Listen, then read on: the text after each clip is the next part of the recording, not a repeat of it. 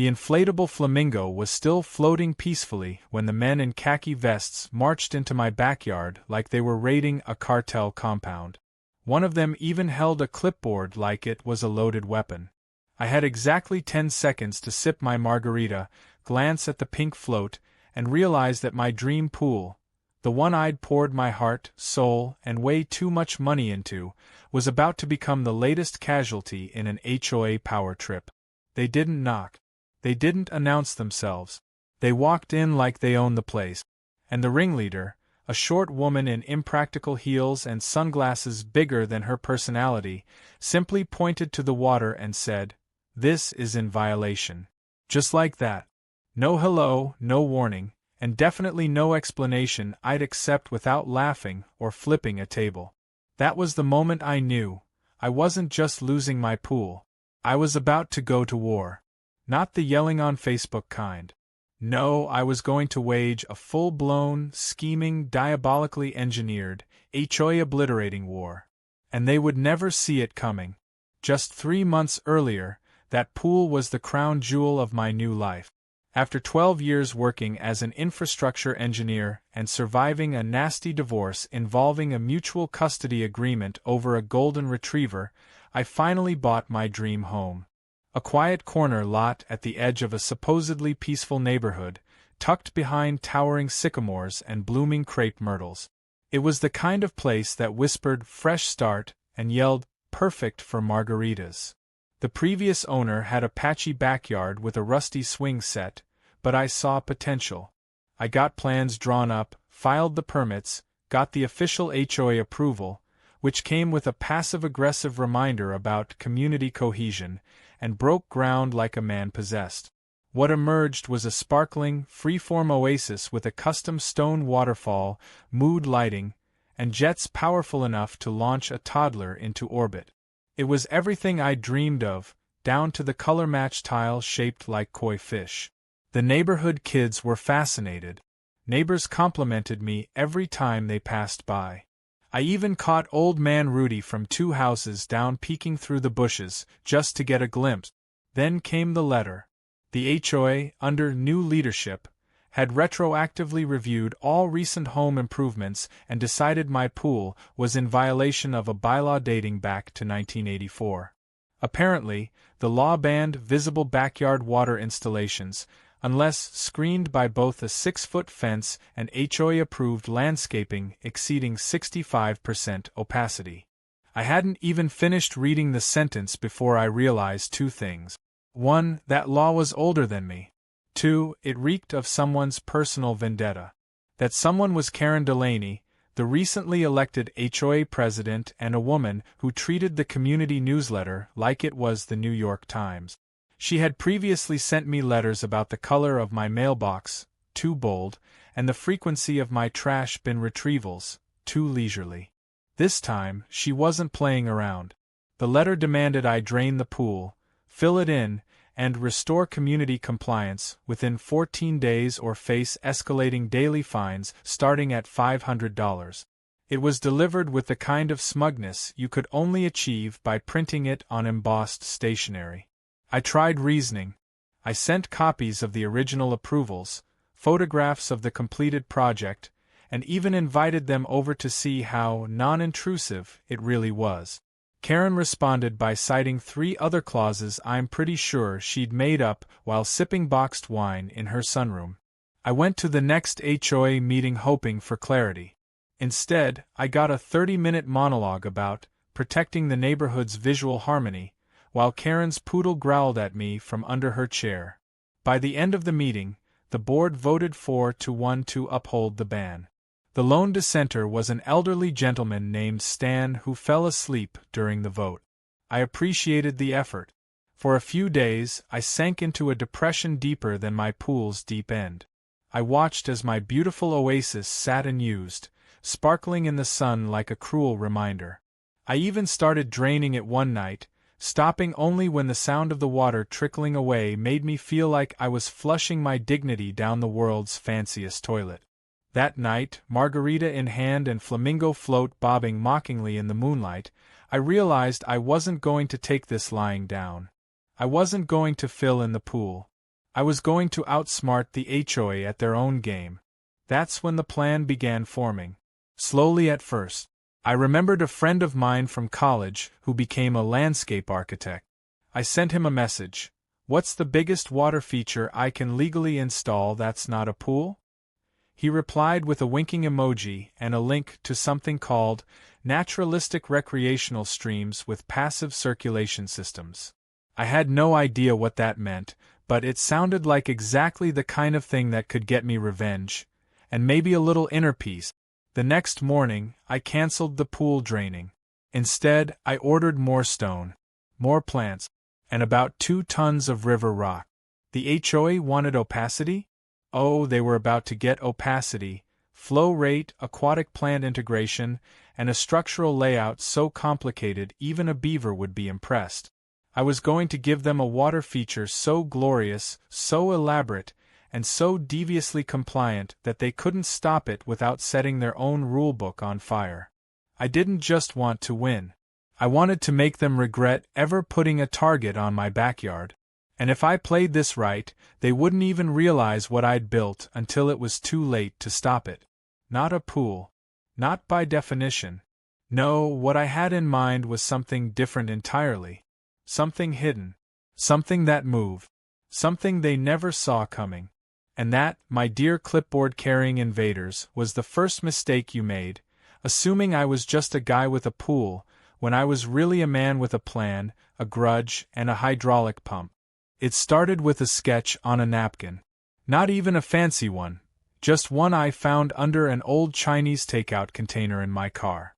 I met up with Marco, my college buddy turned landscape architect, at a taco truck downtown. We were halfway through our burritos when I pulled out my HOA letter and said, I need to build a water feature. A big one. One that technically isn't a pool, but still makes Karen spontaneously combust with rage. Marco didn't even blink. He just took a bite, chewed slowly, and said, You want legal mischief or structural chaos? I said, Both. He grinned, pulled a pen out from behind his ear like he was born for this moment, and started drawing. The plan was simple in theory, ludicrous in execution. If the HOA didn't allow pools without absurd screening requirements, then I wouldn't have a pool. I'd have a decorative, multi-zone, eco-simulated water feature. A waterfall flowing into a koi pond. A stream that circled my property line in a natural loop. And hidden just beneath the surface, a full-functioning, jet-powered, adult-sized lazy river. With strategically placed boulders, bridges, and plantings, it would look like a tasteful backyard nature park. But in reality, it would be a glorified water ride for me and anyone smart enough to bring a floatie. Marco agreed to help under one condition, that I name part of the system after him. I promised I'd christen the waterfall Marco Falls, and he got to work. First, he helped me rewrite my permit under a different classification. Sustainable water circulation system with integrated landscape irrigation. Apparently, that was the magic phrase that not only kept it off the radar of most city inspectors, but also made it eligible for a local rebate program on eco-friendly home upgrade. That's right, Karen banned my pool, and I was about to get paid to build something even better. Next, I called in backup. My childhood friend Tasha, now a property law consultant with a love for caffeine and loopholes, arrived with 3 laptops, a binder full of HOA legalese, and a portable espresso machine. She read through the HOA bylaws like they were a Netflix true crime script. Every few minutes she'd mutter things like, "What were they even trying to say here?" And "This clause contradicts itself 3 times." When she got to the section on water structures, she burst out laughing. Apparently, the HOA had no real definition of what a pool even was. It just listed recreational bodies of water and left the rest to interpretation. That was our golden ticket. As we began construction, I hired a crew of guys who were more used to building koi ponds and backyard sanctuaries than traditional pools. We had to tear out the original rectangular shape and create a more natural flow. Marco supervised the reshaping of the terrain with laser levels and a terrifyingly enthusiastic bulldozer operator named Tiny. Over the course of 2 weeks, the flat pool basin was transformed into a meandering path with gradual slopes, stone inlets, and pockets that doubled as rest zones and current generators. The heart of it all was a hidden pump and filtration system disguised inside a faux boulder the size of a garden shed. We called it the Rock of Secrecy. From there, water would be pulled through concealed piping, fed through UV filters, and recirculated using solar-powered pumps that qualified the entire setup as environmentally sustainable. Every detail was calibrated to the letter of the HOA guidelines, but not the spirit. That's what made it beautiful. As the weeks passed, Karen started noticing the construction. At first, she stood across the street in her usual oversized sunglasses, just staring. Then came the questions. She knocked on my door one morning with a polite but fake smile and asked if I was building another pool. I smiled back and told her, "Nope. It's a certified passive irrigation and decorative stream." She squinted like she'd just bitten into a lemon and muttered something about watching closely. I offered her a lemonade, which she declined, probably assuming it was poisoned. Her next move was a surprise visit with the HOA's compliance officer, a bored-looking guy named Ben who clearly wanted to be anywhere else. I walked them both around the backyard, pointing out the native plants, the natural stone, and the educational signage I'd posted about local water conservation. Marco had even drawn a diagram of the water cycle to hang near the filtration system, just to sell the eco-narrative. Ben nodded approvingly. Karen, on the other hand, looked like she wanted to scream into the nearest fern. By the time the stream was fully operational, it was already attracting attention from the neighbors. They came by, curious about the winding water paths and the sound of the small waterfall. Kids asked if they could dip their feet in, and I always said yes, as long as they stayed on the stone walkways. I hosted a casual garden stream opening with refreshments and informational brochures that made it all seem very academic. Karen showed up halfway through, glaring from behind a plastic cup of cucumber water like it personally offended her. But here's where the real genius came in. The lazy river wasn't just hidden, it was modular. The current could be turned off and on at night via a remote switch connected to a weatherproof panel in my garage. During HOA-friendly hours, it was a quiet, stagnant stream with a few goldfish and floating lilies. After sunset, it became a full-on joyride. I installed waterproof LED strips beneath the stones, underwater speakers that played relaxing music, and a dock disguised as a deck extension that let me slip right in with my favorite inner tube. I'd float in the moonlight with a drink in hand, circling my house like the pettiest king of Atlantis. Karen, of course, couldn't stand it. She started sending emails to the board claiming I was misusing water resources, promoting community unrest, and operating an unpermitted amusement structure. But every time she tried to escalate, Tasha fired back with legally ironclad rebuttals so sharp they should have come with a warning label. The HOA had approved the revised landscape plans. The city signed off on the sustainable design. The water usage was under the neighborhood average thanks to a rainwater collection system I'd installed for extra spite. Karen was trapped. Legally, logically, and emotionally. The cherry on top came when a local lifestyle blogger caught wind of my project and asked to do a feature called Innovative Eco-Yards in Suburbia. I agreed, with one condition: they had to include a section titled HOA-friendly design. When the article went live, complete with flattering photos of the waterfall and my smug, floaty-holding self, it went semi-viral. The comments section was a goldmine of support, including one from a reader who said, "This guy's living proof you can beat the system with brains, landscaping, and a little pettiness." At that point, it wasn't just about getting revenge or keeping my water feature. It was about proving that even the most ridiculous rules could be outmaneuvered by a guy who refused to let his flamingo float die in vain. I hadn't just rebuilt my backyard, I'd turned it into a fortress of ingenuity. And the war wasn't over yet. Because something told me Karen wasn't done. Not by a long shot. The first time someone actually floated all the way around the lazy river was by accident. It was Karen's teenage nephew, Blake, a lanky, awkward kid who had clearly been roped into one of her recon missions. He showed up pretending to be interested in landscaping for a school project, but his questions were suspicious. His phone was always pointed in the wrong direction, and he kept mumbling things like, "So, is it technically a pool?" I played along, even offered him a soda while giving him a completely fabricated explanation of biothermal aquatic stress relief.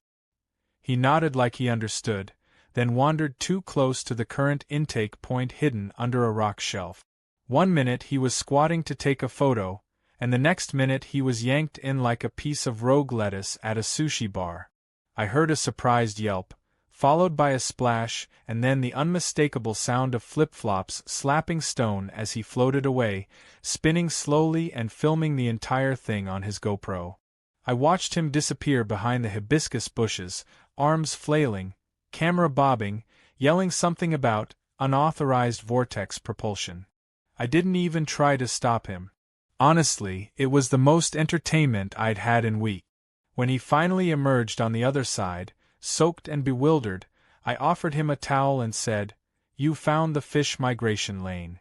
He looked at me like I was speaking ancient Sumerian and left without saying a word. 2 hours later, I got a formal complaint from the HOA stating that I was operating a recreational water structure with unnatural current forces. The complaint was conveniently accompanied by blurry GoPro screenshots of Blake midfloat, one of which showed my very obvious inflatable donut ring parked on a rock nearby. This was the beginning of what I now call the HOA Tribunal of Doom. Karen wasted no time calling an emergency HOA meeting, which I was strongly encouraged to attend. I showed up 5 minutes early, sipping an iced coffee and wearing a shirt that read Watershed Defender. The other board members were already seated in the community clubhouse, which had been unnecessarily transformed into something resembling a courtroom. Karen had even placed her poodle on a little velvet pillow beside her, like some kind of furry co-counsel. The meeting began with Karen standing dramatically, holding a manila folder stuffed with what I assumed were photos, handwritten grievances, and possibly a few soggy pieces of driftwood.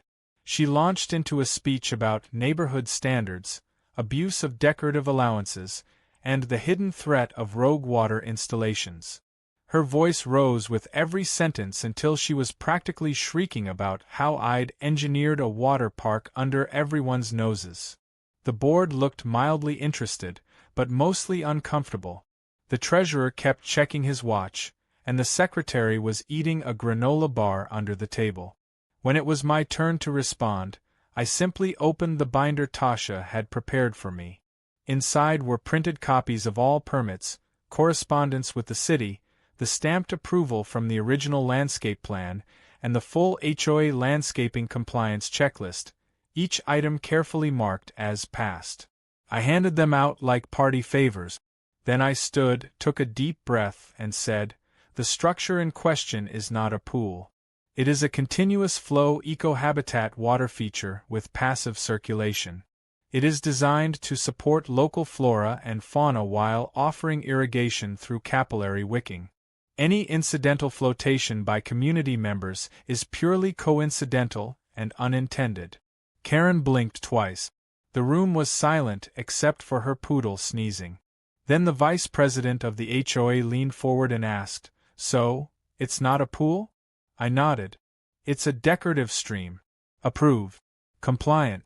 And, might I add, aesthetically pleasing." That last part was a gamble. Karen practically vibrated in her seat. She tried to interject with the GoPro footage, but I had anticipated this. I'd brought my own footage. Security camera angles of Blake trespassing, slipping, and entering the stream of his own volition. The icing on the cake? Audio of me clearly warning him not to get too close to the edge. By the end of the meeting, the board voted 3-1 in favor of dismissing the complaint. Karen was the lone holdout, glaring at everyone like they had personally betrayed her. I walked out feeling like a victorious gladiator.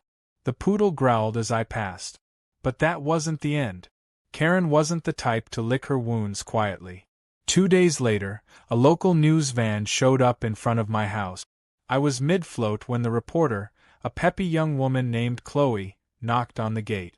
She explained that she was doing a piece on innovative eco-landscaping in suburban developments and wanted to feature my backyard. I had no idea how she'd heard about it, until she mentioned she received an anonymous tip from someone claiming to be concerned about aquatic violations. I raised an eyebrow. Chloe raised hers higher. We both knew it was Karen. I invited her in. She was instantly impressed. Marco was there doing a checkup on the filtration rocks, and I introduced him as my hydroaestheticist. Chloe laughed, took some notes, and filmed me walking beside the stream, explaining the water circulation system, the native plants, and the solar integration. She called it like Disneyland meets National Geographic. I didn't argue. The segment aired 2 days later and was an instant hit. Comments flooded in from viewers praising the design, the ingenuity, and even jokingly asking how they could sneak in for a ride. Someone dubbed it the Suburban Splash, and that nickname stuck. My inbox filled with messages from neighbors I'd never met asking if they could see the stream or learn how to install something similar. One even offered to pay me to design one for their yard. Meanwhile, Karen was in the background of one of the shots, glaring from her front window like a soap opera villain. The real twist came when a city council member reached out, asking if I'd be willing to submit my yard for a new, sustainable suburb initiative. If accepted, it would mean tax credits and a shiny sign placed at the edge of my property announcing me as a community green leader. I nearly choked on my coffee. Karen had tried to get my stream banned. Now the city wanted to give me an award for it. The icing on this already delicious cake came a few days later, when Marco, Tasha, and I were sitting in the backyard celebrating with drink. Tasha had just finished reading a particularly desperate HOA email from Karen aloud when Marco stood up and said, "You know what this needs now?"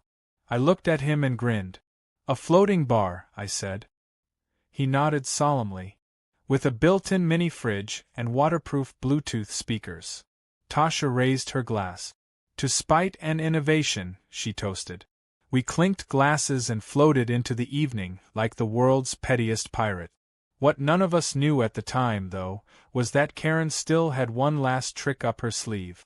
One involving a county inspector, a forged complaint, and a plan so desperate it could only come from someone watching their power slip away drop by chlorinated drop.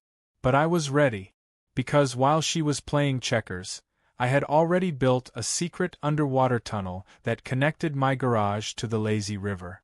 And I was just getting started. It started with an official-looking envelope jammed into my mailbox at a suspicious angle, like the mail carrier had considered whether to deliver it or just hurl it into a storm drain. It was from the County Code Enforcement Office, demanding an immediate inspection of my property due to potential unauthorized structural modifications to water systems. The wording was vague enough to sound ominous but specific enough to tell me exactly who was behind it. Karen had officially escalated things to the government. I read it 3 times while sipping my morning coffee, then leaned back in my lawn chair and stared at my glorious lazy river as it glimmered in the early sun. I knew this wasn't just another tantrum. This was her last move, her Hail Mary. She'd called in the big guns. The inspector arrived 2 days later, wearing mirrored aviators and an attitude. His name was Gary, and he introduced himself like he was about to interrogate me under a single hanging light bulb. "I'm here to evaluate the alleged unauthorized recreational water structure on your property," he said, eyes already scanning my yard like I had something illegal growing under the petunias. I smiled and offered him lemonade. He declined, of course. I led him around the property, pointing out every approved feature, every plant species, and each documented filtration system, all of which I had prepared in a neat binder under a tab labeled, "In case of Karen." As Gary walked around jotting notes and occasionally poking rocks like they might confess something, I noticed a familiar car parked across the street. Karen was sitting in the driver's seat, wearing those ridiculous sunglasses and gripping the steering wheel with white knuckles. She wasn't even trying to hide. I waved. She didn't wave back. Gary seemed skeptical from the start. He questioned the size of the stream, the strength of the current, and why I had a deck extending over the water. I told him it was a meditative viewing platform for local wildlife observation. He grunted. Then he asked if I had any documentation for the modifications made after the original landscaping plan. That was the trap. Karen was hoping I'd made updates without filing them. But unfortunately for her, Tasha had anticipated that too. I handed Gary a folder containing stamped permits, tax rebate acknowledgments, solar integration plans, and even a signed statement from the County Water Conservation Office praising the project as a model for sustainable suburban development. He flipped through them slowly, his brow furrowing deeper with each page. After an hour of silent examination and the occasional grunt, Gary packed up his things and told me I'd hear back within 10 business days. I thanked him, then immediately called Tasha. She laughed so hard she nearly dropped her espresso machine. She told me to expect one more move, something petty and possibly criminal, because people like Karen didn't just lose. They self-destructed. It happened sooner than I expected. 2 nights later, I was reviewing footage from my security cameras, just part of my now obsessive routine, when I saw someone sneaking into my backyard. It was around 2 a.m., and the figure was short, wearing a hoodie and gloves, moving like they were casing a museum. The person crouched near the rock of secrecy, removed a panel from the faux boulder, and appeared to tamper with the pump system. I couldn't believe it. Karen had either broken in herself or hired someone to sabotage the stream. Either way, she had officially crossed a line. The next morning, the lazy river was barely moving. The current was weak, and the waterfall sputtered like a faucet with bronchitis. Marco came over immediately and confirmed the pump's intake had been jammed with rubber tubing and yard debris, intentionally. We replaced the parts, got everything flowing again, then pulled the footage and handed it to Tasha. She called the police, filed a report, and recommended we send it straight to the HOA as well. The board had tolerated a lot from Karen, but this was felony-level foolishness. The emergency HOA meeting was even more dramatic than the last one. Karen showed up late, flanked by 2 board members who looked like they'd rather be anywhere else. The president's seat was empty. Karen had demoted the previous one via technicality weeks ago, but now she looked nervous. When I walked in with a flash drive and calmly handed it to the secretary, the room went dead silent. I asked them to play the footage. They did. There she was, caught on camera at 2:12 a.m., crouching like a raccoon with an attitude, yanking wires and stuffing junk into the pump housing. The room gasped. One board member muttered, "Is that Karen?" She didn't deny it. She didn't say anything at all. She just sat there, blinking like her brain had rebooted. Finally, someone said what we were all thinking. This isn't just a violation. This is criminal. Karen was removed from the board that same night. They voted to ban her from HOA meetings for a year, refer her to the county for tampering with private property, and launch an audit into her past board spending. Turns out, she'd approved several expensive upgrades to her own property using HOA funds, including a heated greenhouse and a decorative bird bath imported from Italy. The audit uncovered everything: fraud, misuse of funds, doctored invoices. She went from the HOA queen to a neighborhood pariah in less than a week. With Karen out, things changed quickly. The HOA elected a new board, one that actually talked to homeowners and didn't treat rules like holy scripture. They issued a formal apology for the trouble I'd gone through and even asked if I'd be willing to consult on future community landscaping projects. I declined politely. I wasn't interested in politics. I was interested in peace, flotation, and knowing Karen was now banned from 80% of my property line. But I wasn't done yet.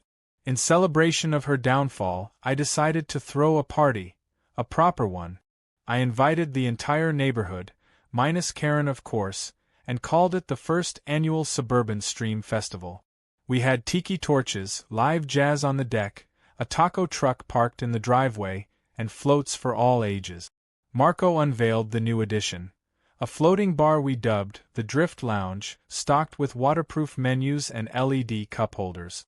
Tasha brought a cake shaped like a rock, with "In Memory of HOA Tyranny" written in frosting. As the sun set and the lazy river glowed under the string lights, people floated by laughing, sipping drinks, and waving to each other like we were on a slow-motion parade. Kids splashed under the waterfall. Adults leaned back in inflatable chairs. And I stood on the viewing deck, drink in hand, watching it all with a smugness I no longer tried to hide. Karen, now living with her sister across town while facing legal trouble, had no way of stopping it. Her reign was over. My stream was thriving. And the neighborhood? It was finally fun again. It turns out, all it takes to defeat a tyrant is a little engineering, a lot of creativity, and a river that never stops flowing. The first morning after the HOA ban was officially lifted and Karen was permanently booted from every position of neighborhood power, I woke up to silence. Not suspicious silence, not the kind that came before a Karen ambush or a clipboard-wielding HOA agent ringing my doorbell, but peaceful silence. No drama, no angry letters, no rule citations about my mailbox, grass height, or how many guests could park on the street. Just birds chirping, water softly trickling from the stream, and the smell of fresh jasmine drifting in through the open window. It felt like breathing air that hadn't been filtered through a Karen-shaped Brita filter for the first time in months.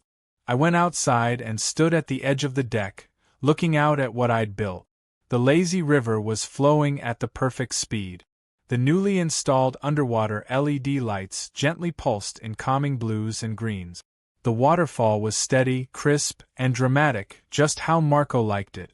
Around the edges, the landscaping had filled in beautifully, tall grasses, flowering vines, and strategically placed river stones that gave everything the feel of a secluded spa tucked in the woods, even though we were just 20 minutes from the freeway. It wasn't just a backyard anymore. It was a living monument to spite, ingenuity, and the unrelenting power of a man with access to blueprints and petty motivation. Over the next week, things settled into a new rhythm. The HOA, now under fresh leadership, started doing what it was supposed to do, maintaining common areas, resolving minor disputes, and staying the hell out of people's lives. They sent out a survey asking what improvements the community actually wanted. For the first time ever, the newsletter included a joke. A real one.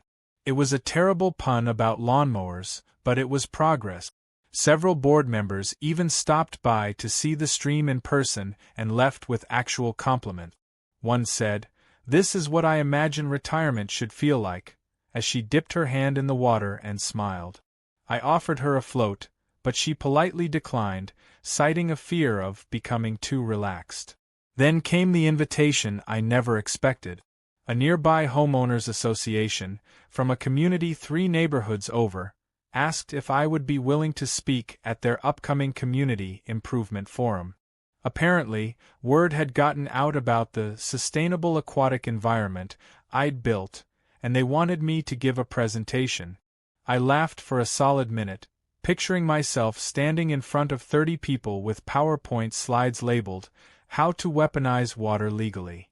But after some convincing from Tasha and Marco, who offered to help make the slides and sneak in some jokes, I agreed.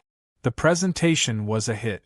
I walked them through the design, the legal pitfalls, the trick language buried in HOA bylaws, and the importance of documentation.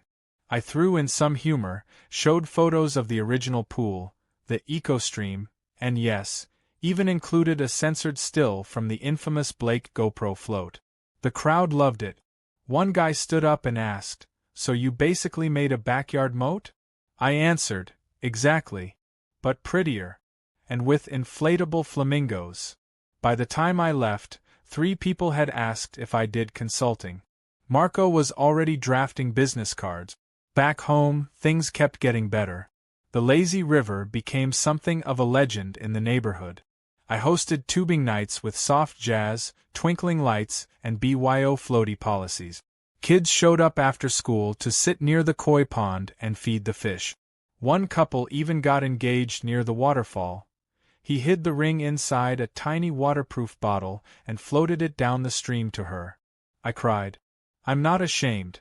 But my favorite addition came a few weeks later, when Marco, with his usual flair for the dramatic, unveiled the final upgrade, an underwater tunnel bar.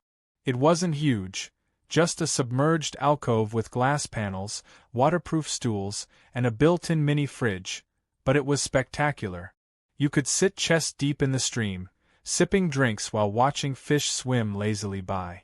Tasha came over the first night it was open, plopped herself on a stool and said, "This is either the greatest thing we've ever done or the beginning of our villain origin stories."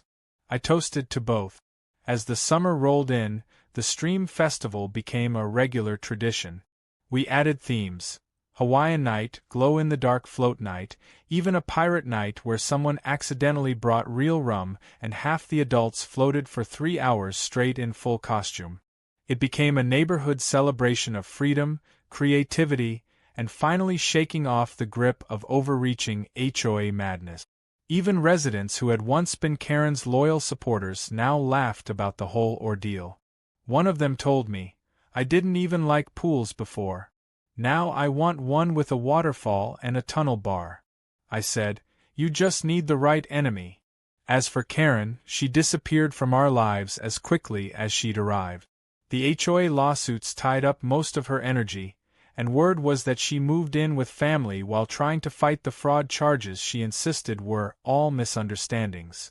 Nobody missed her. Not even her poodle, who we heard found a new home with a retired couple who fed it duck jerky and taught it to bark on command during game night. One evening, I sat by the waterfall, alone, feet dipped in the stream, watching the sun set behind the sycamores. It was quiet again, that beautiful kind of quiet that lets your brain breathe. I thought back on the ridiculousness of it all: the clipboard ambush, the surprise inspections, the late-night sabotage, and every single flamingo float that had bobbed through this water in stubborn defiance. I had won. Not just against Karen or the HOA, but against the whole idea that someone else had the right to dictate how you live in your own space, how much joy you're allowed to have in your backyard, or how deep your water can be before it becomes a violation. So I did what any man would do after months of battle, victory, and floating beverages. I posted the entire story online. I uploaded the photos, the video clips, the emails, the legal letters, even the blueprint Marco sketched on that old napkin from the taco truck. I titled it, "HOA Banned My Pool, So I Built a Waterfall with a Hidden Lazy River Around My Property." And just below that, I added one final sentence: "They told me I couldn't have a pool, so I became the water." The post blew up. Thousands of likes, awards, comments ranging from "You're a genius" to "I aspire to this level of petty engineering." People shared their own HOA horror stories, asked for design plans, begged for updates. It wasn't just a victory anymore, it was a movement. A float-powered rebellion. A declaration that joy, creativity, and a little bit of legally approved revenge could win in the end. And so, as the last rays of sunlight shimmered off the water and a new group of neighbors arrived carrying pool noodles and sparkling cider, I slid into my favorite float, lifted my drink, and gave myself permission to finally, truly relax.